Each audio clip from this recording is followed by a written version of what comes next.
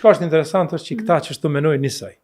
Domethënë çysh menon Beogradi, çysh ka menuar historikisht një serb, fashist, shovinist, ortodokso, serb ose ortodokso grek ose ortodokso bullgar, çashtu menojnë edhe këta.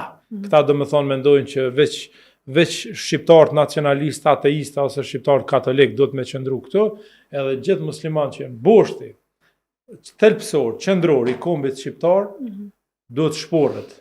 Pa duke harruar historinë, që në realitet elementi shqiptar. Nuk e harrojnë ata historinë. Duke anashkaluar. E anashkalojnë. Duke anashkaluar historinë që elementi shqiptar musliman është elementi qendror në formimin e kombit shqiptar.